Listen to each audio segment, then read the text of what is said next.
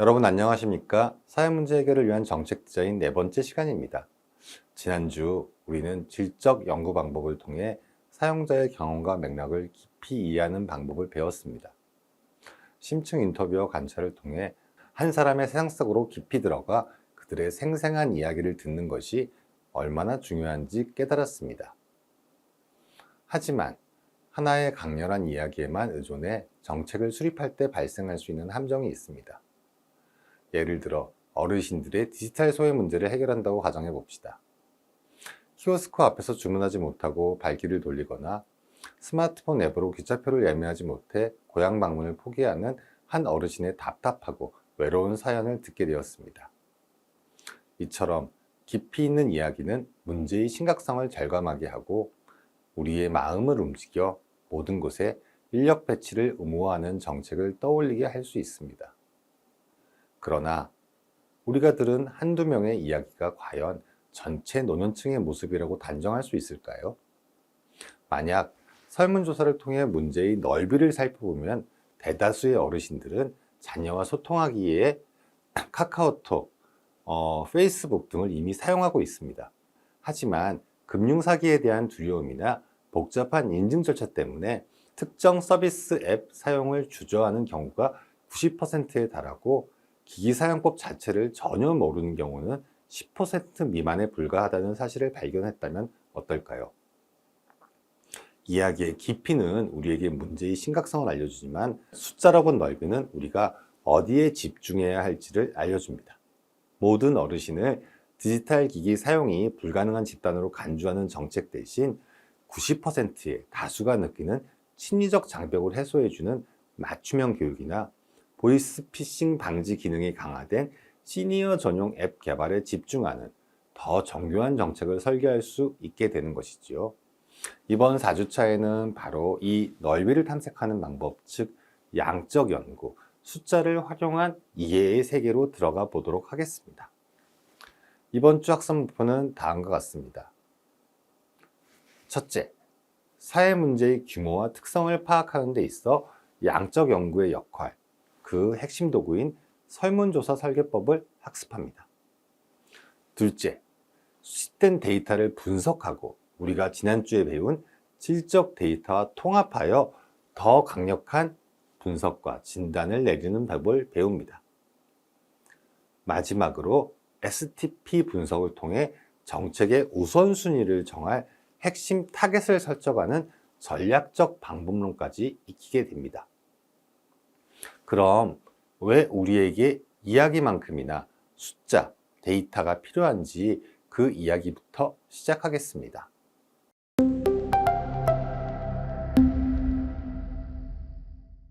우리가 정책이라는 배를 타고 문제 해결이라는 목적지를 찾아간다고 상상해 봅시다. 이때 지난주에 배운 질적 연구와 오늘부터 배울 양적 연구는 각각 돋보기와 지도 역할을 하는 특수적인 항해 도구입니다. 질적 연구, 즉 돋보기는 우리가 어떤 현상을 아주 가까이에서 속속들이 들여다보게 해줍니다. 마치 식물 환자가 아픈 나무 한 그루를 진단하는 것과 같습니다. 돋보기를 통해 우리는 나뭇잎의 색이 왜 변했는지, 줄기에 어떤 벌레가 살고 있는지, 뿌리가 뻗어나가는 토양의 상태는 어떤지 등을 아주 상세한 맥락과 원인을 파악할 수 있습니다. 자, 우리가 만난 식당 주인의 눈물, 디지털 소외감을 느끼는 어르신의 막막함 같은 생생한 이야기가 바로 이 돋보기를 통해 얻는 정보입니다. 이 돋보기는 우리에게 왜, why, 그리고 어떻게, how라는 질문에 대해 깊이 있는 답을 줍니다. 반면 양적 연구, 즉 지도는 우리가 한 걸음 더 뒤로 물러나 숲 전체를 조망하게 해줍니다. 이번에 국립공원 전체를 관리하는 산림관리인이 되어보는 것입니다. 지도를 통해 우리는 숲의 어느 지역에서 나무들이 병들고 있는지, 그 규모가 얼마나 넓은지, 그리고 특정 지역에 집중되는 패턴이 있는지를 한눈에 파악할 수 있습니다. 지도는 우리에게 무엇을, 어디에, 그리고 얼마나 많이라는 질문에 대해 명확한 답을 줍니다. 이를 통해 우리는 제한된 자원과 노력을 어디에 집중해야 할지 결정할 수 있습니다. 여기서 가장 중요한 점이 있습니다. 돋보기와 지도는 결코 경쟁하는 관계가 아닙니다. 지도만 보고 남쪽 구역의 30%가 병들었군, 심각한 문제야 라고 말하는 것으로 부족합니다. 왜 병들었는지 알 수 없기 때문이죠.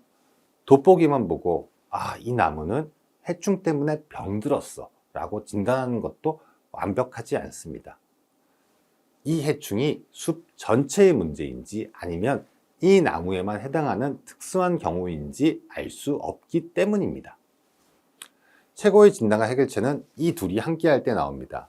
지도, 양적 연구를 통해 문제의 심각성과 집중 발생 지역을 파악하고 곧바로 그 지역에 달러가 돋보기, 즉 질적 연구를 통해서 문제의 근본 원인을 깊이 파헤치는 것입니다. 이처럼 질적 연구와 양적 연구는 어느 하나가 더 우월한 것이 아니라 서로의 약점을 보완해주며 문제에 대해 완전한 그림을 그려주는 파트너입니다. 그렇다면 이제 우리가 앞으로 잘 활용해야 할 이 강력한 지도, 즉 양적 연구가 구체적으로 어떤 똑똑한 역할을 하는지 그 4가지 핵심 기능을 함께 살펴보겠습니다.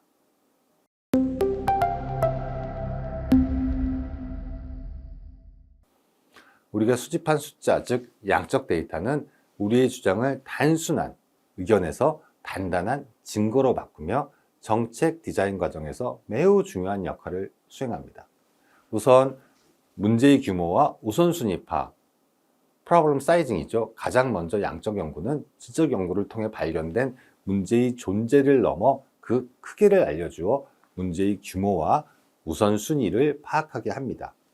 예를 들어 질적 인터뷰를 통해 1인 가구 청년들이 사회적 고립감을 느낀다는 깊이 있는 통찰을 얻었다면 양적 연구는 전체 청년 1인 가구의 몇 %가 이러한 심각한 고립감을 느끼는지, 이 수치는 수도권과 비수도권 사이에 통계적으로 유의미한 차이가 있는가와 같은 질문에 구체적인 숫자로 답을 해줍니다. 만약 지방소도시 청년의 45%가 서울 지역 청년의 20%보다 더 심각한 고립감을 느낀다는 데이터가 나온다면 우리는 한정된 정책 자원을 어디에 먼저 투입해야 할지 명확히 판단할 수 있습니다. 두 번째는 질적 가설의 검증과 정교화가 필요합니다. 즉 가설을 검증하는 것이지요. 이 또한 양적 연구는 질적 연구를 통해 얻은 잠정적 결론, 즉 가설이 사회 전반에 적용될 수 있는 보편적 사실인지를 검증하고 정교화하는 핵심적인 역할을 합니다. 요즘 청년들은 취업 시 연봉보다 안정성을 더 중요하게 생각한다는 가설을 대규모 설문조사로 검증해 65%가 동의한다는 결론을 얻었다면 가설은 큰 힘을 얻습니다. 더 나아가 데이터를 심층 분석하면 안정성을 중시하는 경향이 남성보다 여성에게서 이공계 전공자보다 인문계 전공자에게 더 뚜렷하게 나타난다는 사실을 발견할 수 있습니다. 이러한 숫자는 모든 청년이라는 뭉뚱그려진 집단이 아닌 각 특성을 고려한 맞춤형 고용정책을 설계하도록 돕습니다. 또 시간의 흐름에 따른 트렌드 분석 및 예측을 할 수 있습니다.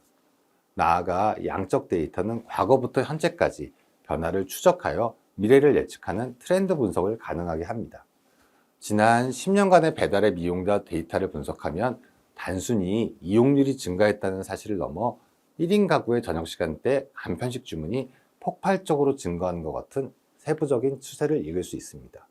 또 이는 앞으로 발생할 수 있는 영양 불균형 문제나 배달 용기 폐기물 문제 등 미래의 사회 변화를 예측하고 선제적으로 대응하는 장기적인 안목을 제공합니다. 다음으로는 정책 효과를 측정하는 기준선 제공, Baseline for the Evaluation을 제공합니다. 즉 정책의 성패를 가늠하는 데 있어 가장 중요한 역할 중 하나는 정책의 효과를 측정할 수 있는 객관적인 기준선, 베이스라인을 제공하는 것입니다.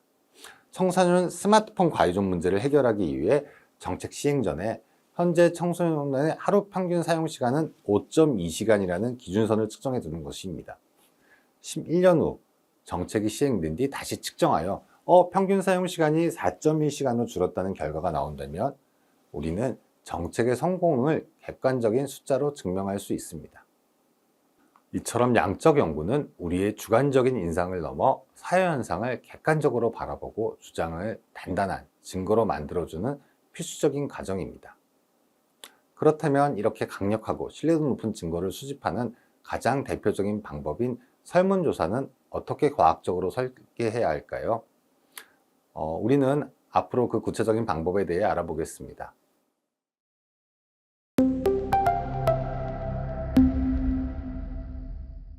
우리가 양적 데이터의 중요성을 이해했다면 이제 그 데이터를 수집하는 가장 대표적인 방법, 바로 설문조사 방법에 대해서 알아보겠습니다.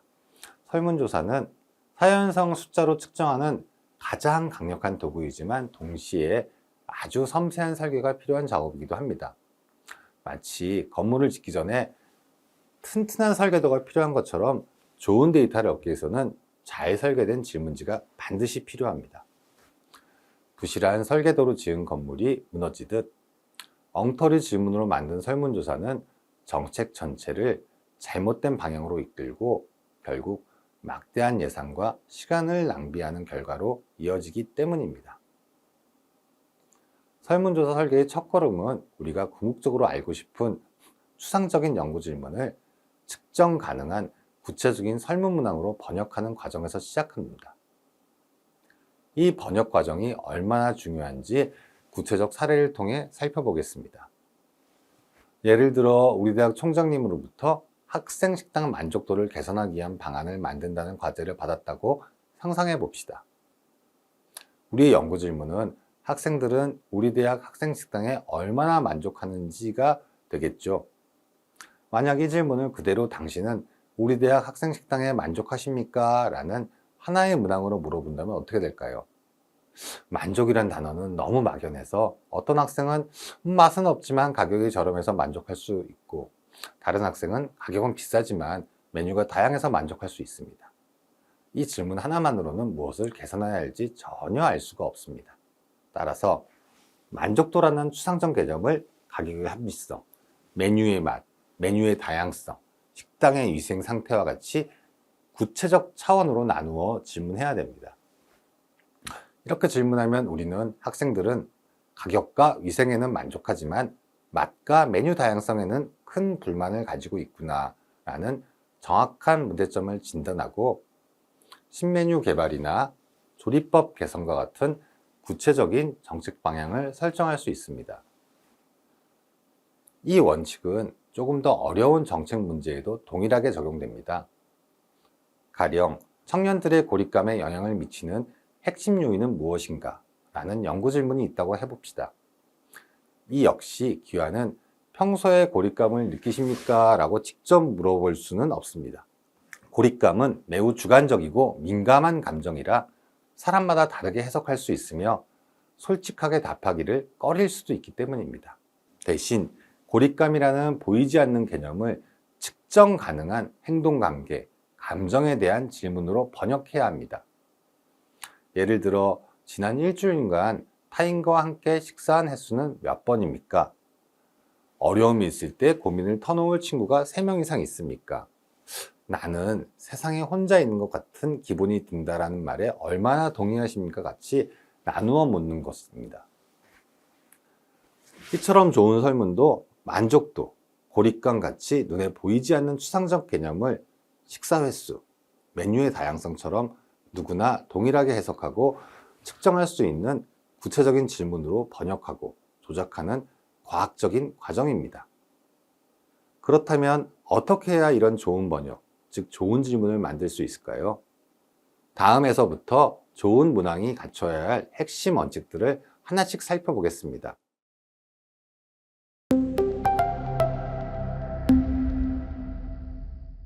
좋은 설문지를 만들기 위한 첫걸음, 바로 좋은 문항을 만든 2가지 핵심 법칙에 대해 알아보겠습니다. 바로 명확성과 중립성입니다. 첫 번째 원칙인 명확성의 의미는 하나의 질문에는 하나의 내용만 담아야 한다는 것입니다.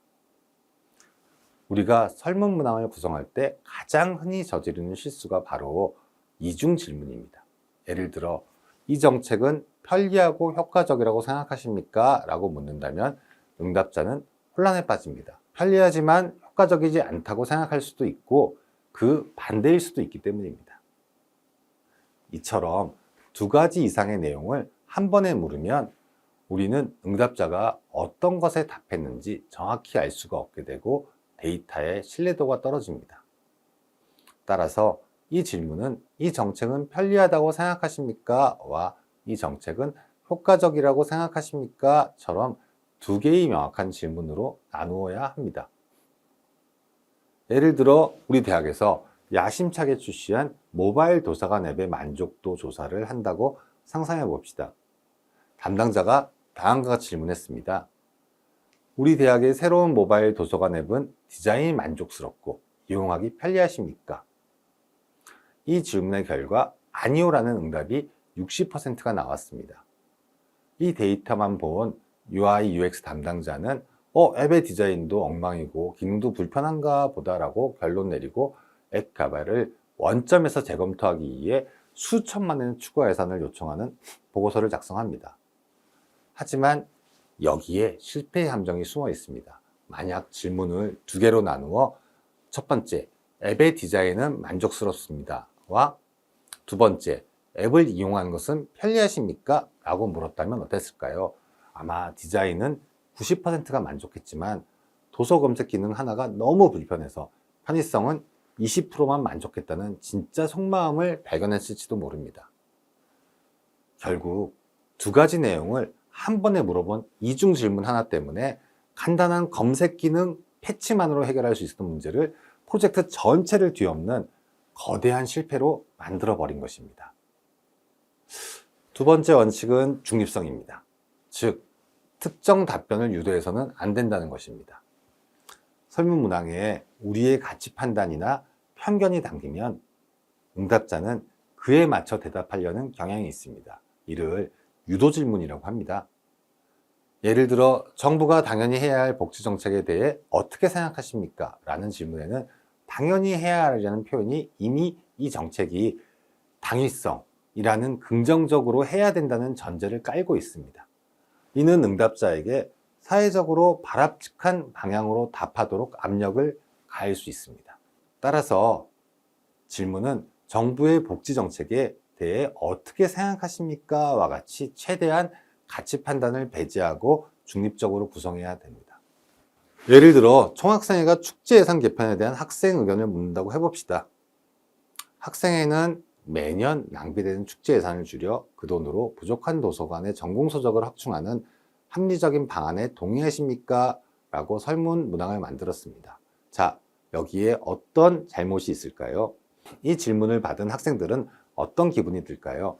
낭비되는, 부족한, 합리적은 이라는 단어들 때문에 이 방안에 동의하지 않으면 비합리적인 사람이 되는 것 같은 압박을 받게 됩니다. 당연히 설문 결과는 90% 이상의 동의하는 것으로 나타났습니다. 이 결과를 근거로 총학생회와 학교는 축제 예산을 대폭 삭감하는 정책을 시행합니다. 그 결과는 어땠을까요? 축제는 동아리 신입생을 모집하고 학생들이 교류하는 거의 유일한 창구였기에 축소가 결정되자 오히려 극심한 반발이 나타났고 동아리들은 어려움에 빠졌습니다. 사실 학생들은 전공서적 확충과 축제 모두를 원했지만 유도 질문이 그들에게 공정한 선택의 기회를 박탈했던 것입니다. 결국 학생들의 의견을 듣겠다며 시작한 설문조사가 오히려 학생들의 진짜 목소리를 왜곡하고 캠퍼스에 더 큰 갈등을 불러일으키는 정책 실패의 주범이 되고 말았습니다.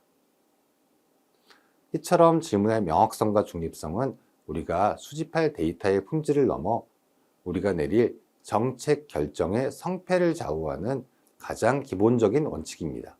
좋은 문항의 원칙, 명확성과 중립성을 배웠다면 이제 어떤 형태로 질문할 것인지 결정해야 합니다. 무엇을 알고 싶은지에 따라 가장 적절한 질문 유형을 선택하는 것이 중요합니다. 가장 대표적인 것은 객관식 질문입니다. 응답자가 주어진 선택 중에 하나를 고르는 방식으로 데이터를 숫자로 변환하고 통계적으로 분석하기에 매우 유용합니다. 객관식 질문 중에서 가장 널리 쓰이는 것이 바로 리커트 척도입니다. 매우 동의한다부터 매우 동의하지 않는다까지 5점이나 7점으로 태도나 만족도를 측정하는 방식이죠. 6점이나 8점도 좋습니다. 정책에 대한 긍정, 부정 태도를 측정하는 데 매우 효과적입니다.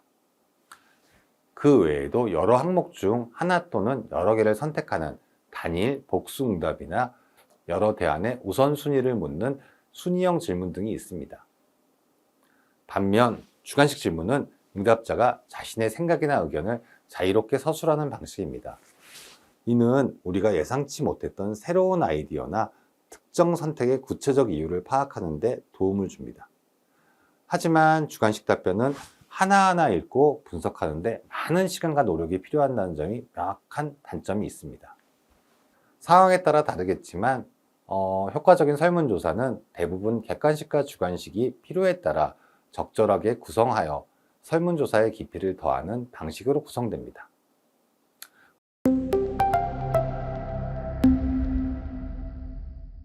우리가 좋은 질문을 만들었다면 이제 이 질문을 과연 누구에게 던져야 하는가 하는 중요한 문제에 답해야 됩니다. 바로 표본 추측, 샘플링의 문제인데요. 우리가 설문조사를 통해 궁극적으로 알고 싶은 것은 모집단 전체의 생각입니다. 하지만 현실적으로 대한민국 모든 청년에게 질문을 던질 수는 없죠. 그래서 우리는 그들을 대표할 수 있는 표본, 즉 일부 집단을 뽑아서 조사합니다. 여기서 잘못된 표본 추출이 얼마나 끔찍한 정책 지향으로 일어날 수 있는지 실제 대학에서 일어날 법한 사례를 통해 살펴보겠습니다. 대학교 본부에서 1교시 수업 전면 폐지라는 중요한 정책을 결정하기 위해 대학교 공식 인스타그램 스토리로 찬반 투표를 진행했다고 상상해 봅시다. 투표 결과 80%가 찬성으로 나왔습니다. 학교는 이 데이터를 근거로 학생 대다수가 원한다고 판단하여 다음 학기부터는 1교시 수업을 모두 없애는 과감한 정책을 시행합니다. 그 결과는 어땠을까요? 캠퍼스는 순식간에 혼란에 빠졌습니다. 아침 일찍 등교해 학업과 아르바이트를 병행하던 수많은 학생이 생계의 위협을 받는다며 거세게 항의하기 시작했습니다. 인스타그램을 잘 사용하지 않거나 학교 계정을 팔로우하지 않는 학생들의 의견은 단 하나도 반영되지 않았던 것입니다.